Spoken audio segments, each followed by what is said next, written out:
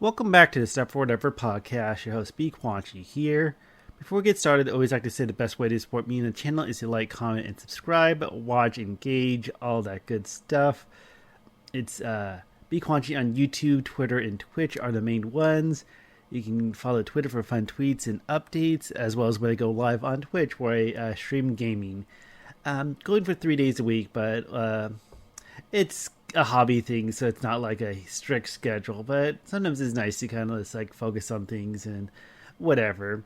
And those gaming streams do upload as VODs back here on the YouTube channel with other videos and all that. But yeah, BQuanchi all around. You can find links in descriptions of videos or about on the channel, depending where you're on. But I appreciate that. And yeah, we have a very special podcast. One thing I wanted to start off is a little change to the channel, and you may notice in the little corner, if you're looking at the podcast video, there's a little guy there, a little bear guy. That's a little mascot character that I had commissioned, and I'm really happy with it. So I've been using it. I've been updating a little like profile pictures and even some older thumbnails on the YouTube channel. Basically, I've been kind of thinking about that for a while to get like something more, because usually I just use like the logo and have that as like my avatar and stuff like that, because it kind of like, hey, that's my name, my username, whatever you want to call it. But I have like little mascot that kind of represents me, so I guess that's just me. And like I always want to joke and say like, if people mistake that as me being a furry or anything, with whatever, I really like it. And I've been editing thumbnails. I'm not going to go back into like previous podcasts or previous stream thumbnails.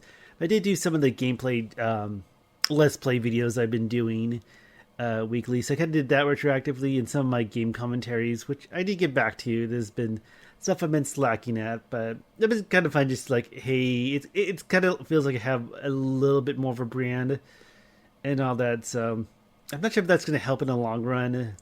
I mean, because if you're like, oh, that's the content creator, that's the face, even though it's like a bear character. But I really like it. So you see him around on stream VODs and thumbnails and stuff like that.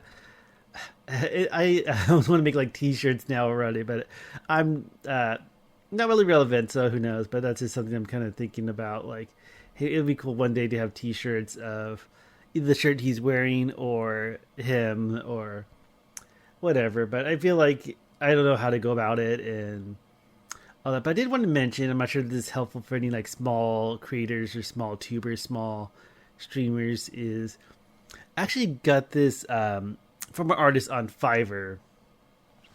I want to also kind of rant about like getting message DMs from artists, but it's funny. Like, I was just listening to Spotify and I got the free version because I'm too stingy, and I just pretty much listen it to my commute and when I'm driving around. Like, oh yeah, I forgot Fiverr was the thing, because this has been my head for a while. Like, because I'm no artist. I actually did a rough draft. I'm almost tempted just to post like what my rough draft was of this little bear character, but I was like, go on Fiverr and have someone do it for me and have it work out. So I think, and again, this is not like a advertisement, even though I did hear it on Spotify, but advertisement Fiverr, I was like, it seems like a good avenue. I know they offer a lot of stuff. One thing I didn't realize, but it makes sense, is that Fiverr doesn't just mean $5. It's like just things that cost more, like $35, $45, and that makes sense. To like, I don't want like some cheap artwork or feels like it's very underpaid. I just paid $5 for this guy, but it was a good experience. Like, I had to have one revision done because some little tweaks I wanted to make. But yeah, very happy with the guy. And let me know in the comments too, like, what's the best place to commission artists, because it's probably not going to happen. But if this channel was much bigger, I would like to have like more unique thumbnails or even stills. Like, if I do like more commentary stuff, like have different stills or of the character for like different reactions versus just the same one. Cause it's funny because I have ideas for again, mostly video game commentary, but if I feel like, oh, look at something negative, like, oh, this game's awful, or I don't like this game, and just have this happy bear in the corner pointing to it. So it's kind of limited, but it's I like it. So yeah, I'd appreciate any feedback too. But I think it very incorporates me. In a sense, like what he's wearing, having a beard, all that. So that's just me in a little a little bear form. That's my persona, for lack of a better word. But yeah, I also want to mention, like, I'm not sure if this is a lot of people who like stream or do YouTube stuff, and maybe it's just having some of those hashtags. I'm not sure if that's like cringe or whatever, but doing the little hashtags of like small stream or small tuber and stuff like that. But a lot of times I'll get like message requests from people like artists, and it just gets really annoying because it's like really phony. Like you can tell because they either have it in the username or you can just see their profile description. Because it's like, oh, I do Twitch art and stuff like that. Like, let me know. And like, you don't care for me as a person or creator or whatever. Like, you just happen to see my tweet and want to get work. Like, I can respect the hustle when you're like, hey, I do artwork, I want commissions and stuff like that. But that's not the way to do it. Like, if people actually made the effort to, like, chat on my stream or comment on my YouTube videos or stream VODs or whatever, like, take some interest or even interact a little bit on Twitter besides just sliding to my DMs, then I could respect that. But it's like, because like you never know. Like it is, at the end of the day, it's a hobby, so I don't want to like, have a budget for artists to commission thumbnails and different reaction PNGs or whatever of my character and stuff like that. My original character, I don't know what you want to call it, but it's been kind of fun. Like even though like it's not really a big like content creator thing. Like it's not like, oh, I'm the big new hit channel or anything like that, because I doubt that would happen.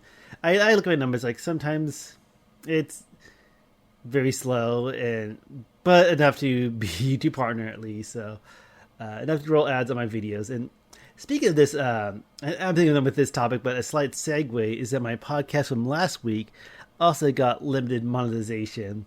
I feel like a lot of content creators says, oh, got demonetized, when mostly it's just like it got limited monetization due to like whatever reasons, like they swore too much and all that. And I was like confused. One thing I can possibly think of is in my last podcast, I talked about a story regarding Samantha Bee on a show, I think called Real Talk, and she called Ivanka Trump a bad word, the bad C word to be specific. But I think maybe because I said it, that's why.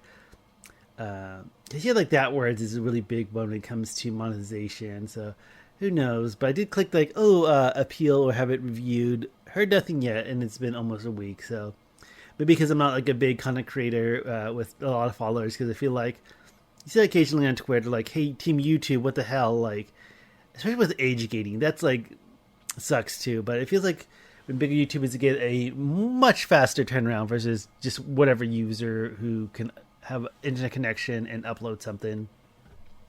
But yeah, age gating really sucks because I don't know why, but when I usually watch, kind of start over, but a lot of times I watch YouTube on my TV, and I use a YouTube app. I use specifically Roku. I know a lot of smart TVs has its own thing, but whenever a video is age gated, the YouTube app will say, hey, you got to verify your age, like log into your account.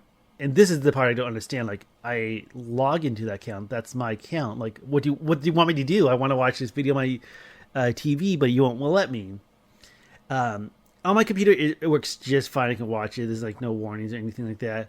And it even got to the point like, hey, on my phone, I'm watching the video, and then when I want to like hit the button to stream it to smart TV, it's like, oh nope, you got to verify your age. But the only way to let you verify your age is by being logged in. But I'm logged into the account. I don't know. Maybe it's like bugs with YouTube. And also speaking of YouTube, I think the CEO, Susan Wojcicki or whatever, is stepping down from CEO. So I guess they're getting a new CEO. It probably missed a beast, but who knows? But yeah, it is kind of like my minor gripes with YouTube. But I like this little guy in the corner that I came up with. So not that it's YouTube specific, but you'll see him on the channel. You see him in thumbnails and static videos with his streams and podcasts and all that. So I feel happy about it. So I think it was worth the money spent. because it's like one of the things too. Like, I think that's what for me when it came to like quote unquote artwork or channel art. Is I feel like, hey, this channel's not really and not to say that it's about it, but it's not really like an income gainer. It's not like a avenue for revenue. So it's like, is this worth investing when I might not get much back with like AdSense or monetization or whatever? Like, no, I'm happy with it. Like, maybe in the long run it'll get more attention. Maybe it'll help with collaborations. I don't mention that too much, but I'm always kind of and now that I'm saying it's 10 minutes in, only people who actually listen would probably care. But I would be open to doing collaborations, like if it's like a commentary video or a podcast, and like, hey, I got my microphone, I can you go on a call or send my audio, and here you can use my character for a thumbnail, just to make sure it's not like some blank face, like making comments about a video game or movie or cartoon or whatever. So just food for thought. And next thing I want to talk about is, this is somewhat a little rant, but it involves Jeffrey Ross, that comedian. And he's actually a favorite comedian of mine. I know he was really big with like the Comedy Central roast. I think they even had like a short-lived series about comedians roasting each other. I think it was more like smaller comedians and stuff like that, like Roast Battle, I believe, or something like that. But I bring this up because I think it was like last week or whatever. It's not like that nothing he specifically done, but I saw this promoted tweet on, of course, Twitter. I'm pretty sure it was one of sports booking betting apps, and I guess Jeffrey Ross did a ad read for them, but he looks fucking terrible. Like, and I'll get more into it as well, but it's basically him from the camera. But the thing is, the lighting is so bad. He looks awful. I even had to Google it and say, like, hey, is Jeffrey Ross dying? That's like my first thing I had to Google.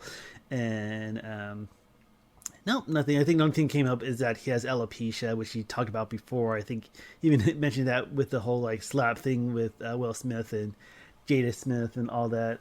I even had to check his age. He's like 57, but I shit you not, this ad video for whatever booking, sporting, whatever thing, he looked like maybe he was 70 or 80. Like, I had to like do a double take and like, oh, I only know because they dropped his ad in the ad as well. And I didn't even listen to it because I don't like putting audio on Twitter video much, unless I'm like on my computer with headphones and stuff like that, because I don't like playing it from my phone or whatever. And this is where the rant comes in, because I made a tweet, like reply tweet towards it, like saying, like, you know, with marketing, you spend so much money on you know, stuff like this, like it lets something like this slide. I made like a joke, like, I hope someone got fired for that blunder or something like that, kind of jokingly, but yeah, it just looks awful. Like, I don't get into marketing and all that, but I know, like, hey, this shit matters. Like, this shouldn't slide. And then there was like one reply to my tweet. I guess it's someone that worked for them or worked on an ad or something with a profile pic and username. I have my doubts, but if they say they are, then maybe. But if it's like saying, "Oh no, you're wrong," like Jeffrey Ross did himself, and there's like no money spent, nada, and then you're talking about it too.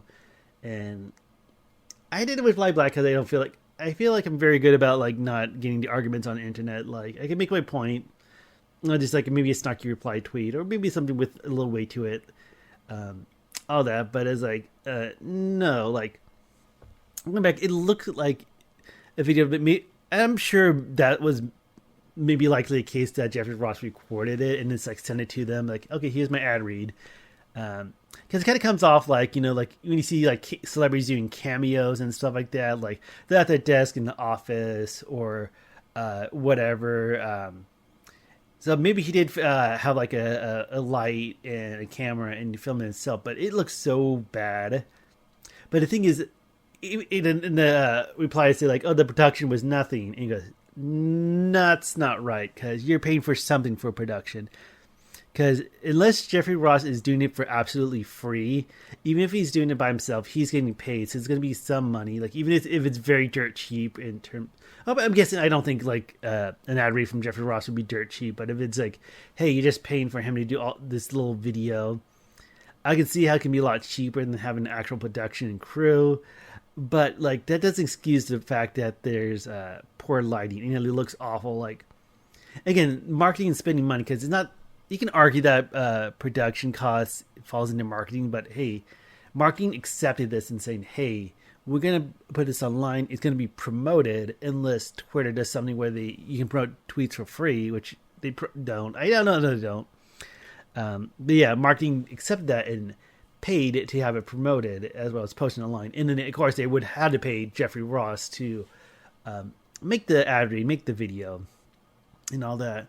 And that's, again, that doesn't excuse poor quality. Like, you shouldn't, even if you're like cutting costs and cutting quarters, you shouldn't accept that poor quality. Like, if I was somebody marketing that's like, yo, Jeffrey Ross, we love you. The lighting makes you look terrible. Like, I'm sorry, but please, please, please film it. We can't accept this. Like, you look so, we know you look so much better than that. So please kind of, because if I was Jeffrey Ross and maybe I filmed this and was just like I rushed it or was like oblivious, I don't want to see that finished product being tweeted around. Because again, that person that replied to my tweet was saying like, "Oh, and you're talking about it, huh? Yeah, it's working." Like, no, I'm talking about how bad he looks. I'm not talking about the app. I'm not talking about the sports betting thing. And then every tweet in that reply section for that. A tweet was all of them was like saying how bad Jeffrey Ross looked, like, oh, they did Jeffrey dirty and stuff like that. Like, no one was talking about the app, no one was talking about using it or using it for sports betting. Everyone, like practically everyone, was talking about how terrible he looks with the bad lighting. Like a lot of people were reading how bad the lighting was. So it's like just like bad publicity or whatever is still good, but it's not always the case. Like if something's just terrible, people are just going to focus on how terrible it is, whether it's relating to a good, a service, a game, a TV show. If it's just terrible, people are just going to look at it as like, oh, that looks awful kind of thing.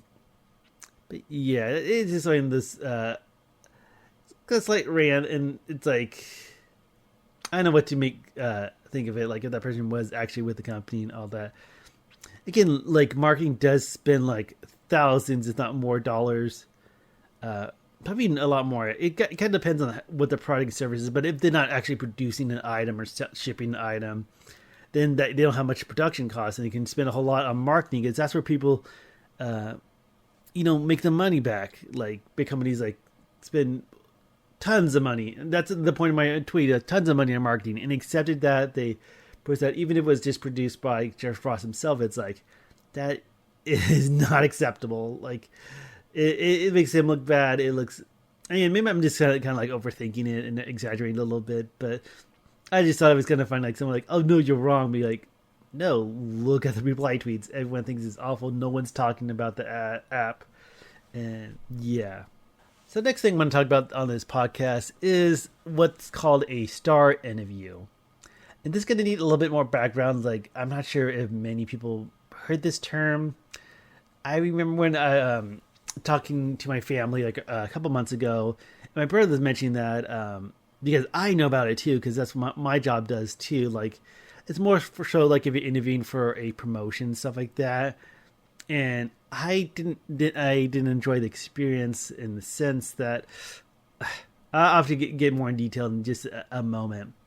But my brother talked about it, and he works for a different company. Like we work for big companies, and if you heard the idea of a star interview, you might have a guess, but my company is not that big, so it's probably not the one you're thinking of. I just kind of get weird. Like I don't want to like, especially with my current job, like, hey, this is where I'm currently working at and all that, especially if I'm talking on the internet or doing stuff on social media. I'm probably overthinking it. It probably doesn't matter, but I just get a little concerned, and maybe it's more conservative in the sense like, hey, keep these matters private, especially if it's a current job.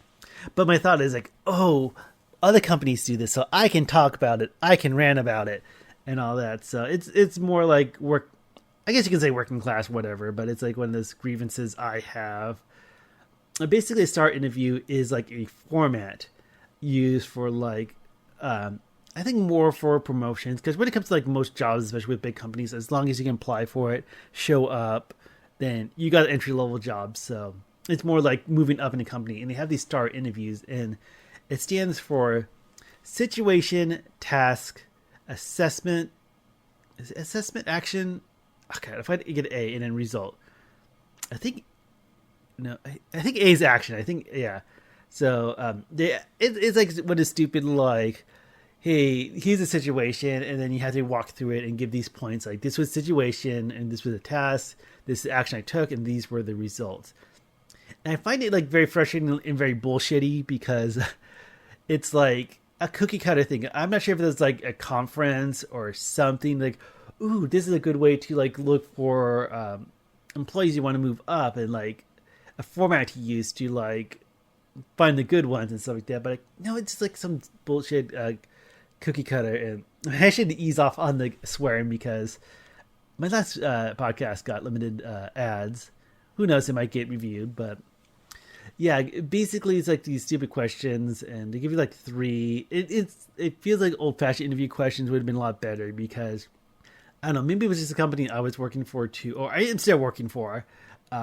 It seems like they want like specific results and stuff like that, and it's one of those things like if you're a frontline worker or you know your job tasks are pretty straightforward, although you're not going to have these unique situations or anything, and especially when it comes to results. Like I feel like when I was interviewing, like they wanted more like specifics, and like we don't have access to that. Like we're not going to know like specific numbers, the results, and stuff like that with what action, especially if there's like different departments and different areas and where you work at and all that. So it's like you don't know, and yeah, it's a bunch of crap and stuff like that.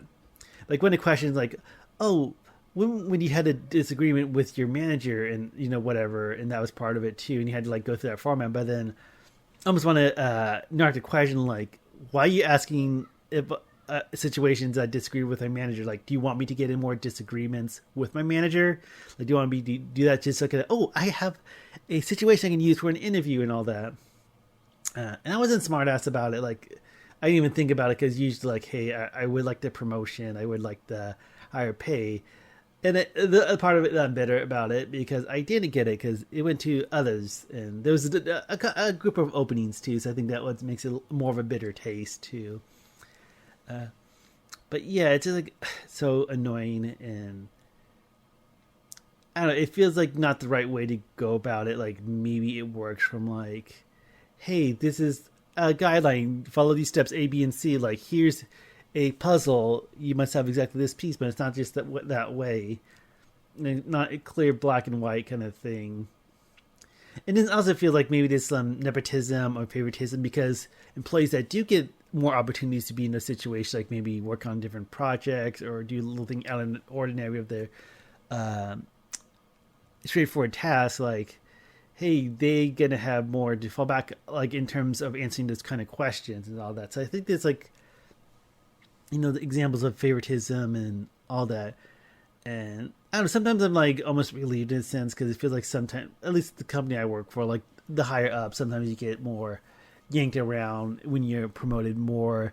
Like, oh, you're at this level now, you have to change the area where you work at, what you're responsible for. Or, oh, you work days, now you have to work nights. Oh, you have to work, you're working the front of the week, now you have to work the back of the week kind of thing. So it kind of feels like the extra pay would be nice, but sometimes it's just feels annoying at the end.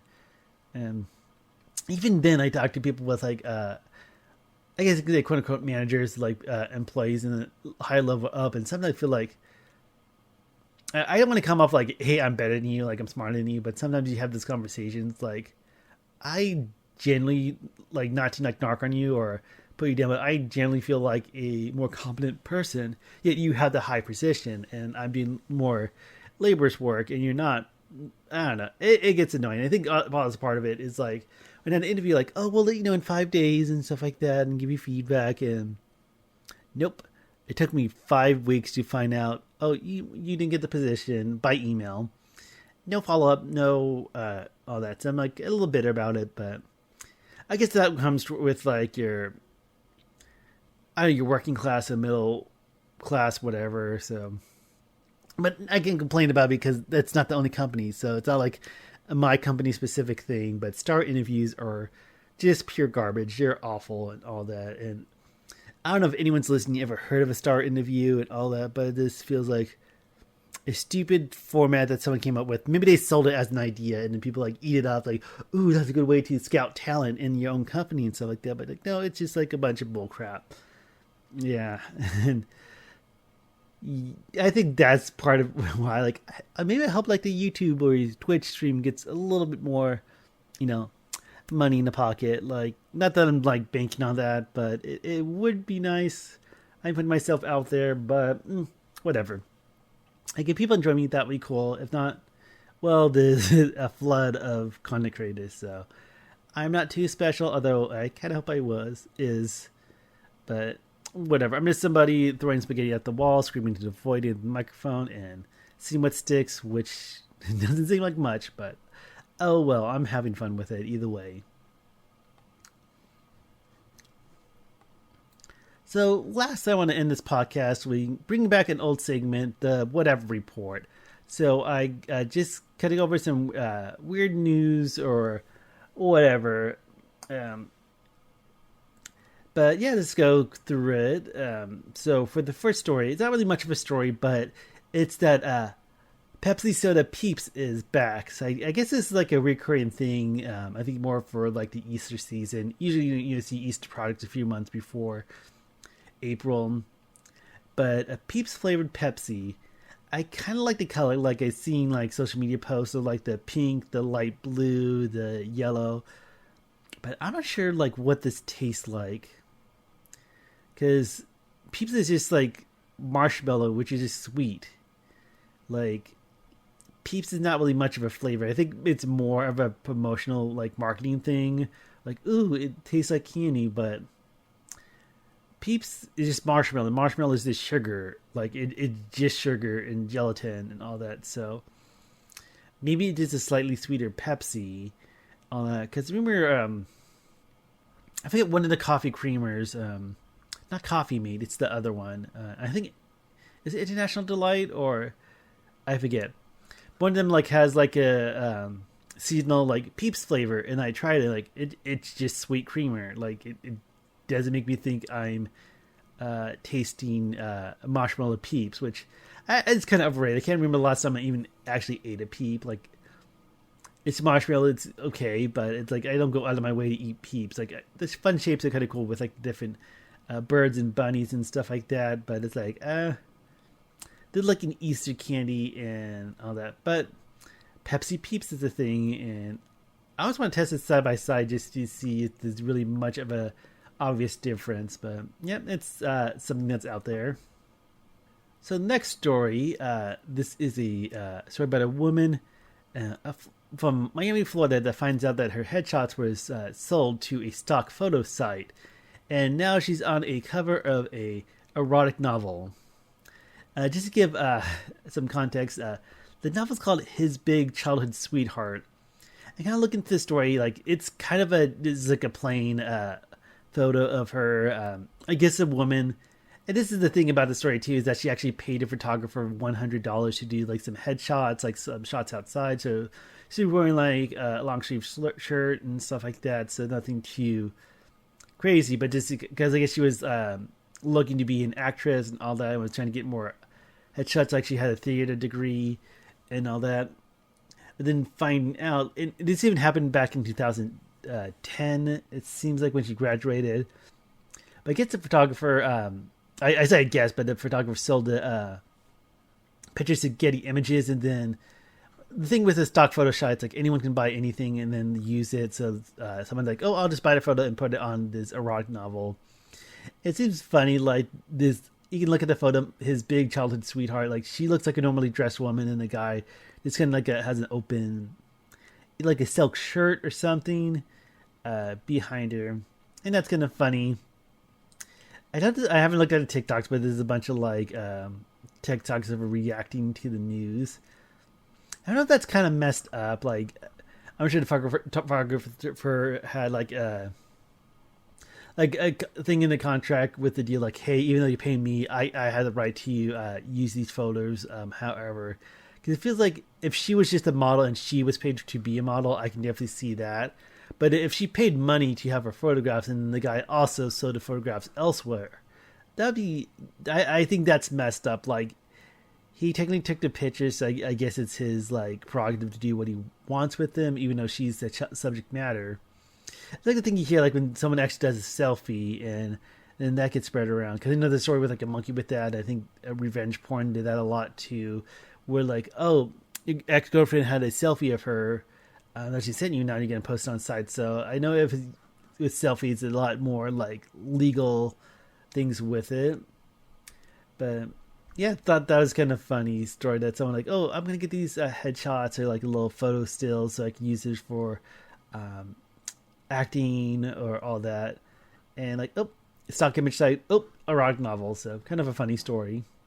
So the next story, I think I saw this like on Facebook or Twitter, but it's a man who was planning to go to a vacation to Sydney, Australia. Actually finds out that he books a flight to Sydney, Montana, and I think there's like maybe like a viral video or something like that. But um, I don't know how this really happened because you think if you're booking a trip to another country, um, you would know the difference of price. And yeah, I just don't know how he made that mistake. Especially Sydney, Australia is spelled Sydney, and Sydney, Montana is spelled Sidney. So they have slightly different spellings. And I'm not sure if he like made the best of it. I'm always get like when I book travel, I get like really anxious in the sense that like I want to make sure like everything's good to go, like everything's booked right, dates are right, all that. But I guess the story is that he's also going to real Sydney, Australia in June. But I just think like, what? How can you make that mistake where you plan to go to a different continent, a different country, and you go to a different state? I think that's the case. Yeah. I said New York, man. So, yeah, especially like I'm guessing a price from airfare from New York to Montana is a lot cheaper than Australia. So I don't know. It just seemed like a bonehead mistake, but I guess it made a funny story, so it got trending at least. So for this next story, it's about a kid in elementary school, 7 years old, who got suspended because his mom makes content for OnlyFans. So this is kind of one of those tricky kind of situations, but I guess it happens more often than you think about mothers or whatever who do content for OnlyFans, and then there's issues like to get banned from like going to football games or whatever. But I guess this kid even got suspended. Like they even said like you get like no longer to volunteer with like school events and stuff like that just because they make content for OnlyFans. It's one thing like I feel like it shouldn't go be taken out on a kid. Like, I feel like suspending a kid, that's like a little overkill. Like that's messed up and all that. But I think part of it, like if you have kids, you're actually raising kids, like maybe OnlyFans isn't the best career path. But hey, it's legal, it's sex work. Like sex work is real work, but it feels like it just gives ammunition to others to like, oh, this person shouldn't, because they're like over the too sex positive. I think that's like maybe the mindset. Like, I don't care, but I feel like, hey, it may be like not the best thing to do, just because then people can like fire back at you and like all that. So I think there's unfortunately repercussions and all that. It's not the kid's fault, and there's like other issues. I'm not sure if there's going to be more legal action with other like mothers or creators who have kids and all that. And it just kind of like think like, why do they need to know that the mother does OnlyFans? Like, I feel like that is like some messed up things. Like he's like, oh, you're getting punished because this sex positive thing, and then like, oh, sex is bad, and then I don't know. Like people get really messed up if it like really like premiering them for like sex, and not to say like, hey, you should teach young people like about sex, but like have honest conversations, all that. But we'll see what happens. But there's been some issue with OnlyFans creators in schools. Even see like there was a former teacher that was banned. Oh, There's more to it. Yeah, I feel like if you're in the school setting, like even in college or anything like that, like maybe not go that route. Like again, if you want to do sex work, all power to you. But just people gonna judge, people gonna have, especially when they have the power to reprimand you. Even though I don't think it's right, but it's like, hey, you gotta pick your battles, pick your whatever. So it kind of sucks, but I thought that was like even like a few years ago, like in the height of pandemic, like a lot of people were going to OnlyFans just to pay rent. So it's like I don't have no place to judge, but it just feels like, hey, people are like, and some of those people who judge you are going to have more power to reprimand you and make your life harder. So yeah, kind of a shitty story, but it's life. Next is this kind of a short little tidbit, but I guess there's an article that says the best cars to have sex in, and this is like I guess a poll or something like based on user feedback and all that. Um, and I personally like I don't get the point of doing it in a car like maybe making out whatever, but it's like get a room like not to be like a cliche, but get a room because it's more convenient. But it's funny like one of them is like 2009 Dodge Grand Caravan rear and stone go. I guess like some of the things that make cars popular is having folding seats, like even a Honda Element, which I didn't realize the seats fold like that. Like it looks kind of nice. I think maybe the Honda Element is more the outdoorsy car, but it's like, oh, you can fold down the seats and make room and all that. And then they mentioned a Vector W8. I'm not sure, but they mentioned like has the auto gear selector on the left side, so there's no like uh, gear shift, so you can get roadhead without them getting stabbed in the ribs with a gear shift, whatever. And then they also mentioned like Jeep Wrangler, which I guess kind of makes sense too, because it's like more outdoors, and you can kind of get to more secluded area and all that. But I guess the main point is that hey, this story exists. People actually vote. And one last one, because this one also makes sense too. A Dodge Ram 50, like a pickup truck, and I've seen that before. I hear that like people like use a pickup truck and they put like maybe like a mattress or bedding in the bed of the truck and do it there because you have plenty of room. And maybe when you go camping or outdoorsy with the stars and sky above you, it gets a little romantic and all that. But actually using a bed of a truck as an actual bed to get it on is I guess a sensible thing. But it's just funny that there's news articles and people talking about it. So just some food for thought. So the last story I want to talk about is it looks like an NBA basketball player got in trouble, got fined $40,000, and it's Cam Thomas, and he got fined that for using the phrase "no homo" during an interview, and like saying it's derogatory and disparaging language, all that. And for context, I'm a gay guy, and I don't find that as offensive. I guess I can get where they're coming from. But I also wondering, like, what's that fee going to? Like, did the NBA, like, hey, you had to pay us $40,000 because he said that kind of thing? You can look at interview, like, they talk about, like, trading and stuff like that. Like, we got a lot of good-looking dudes, no homo, kind of stuff like that.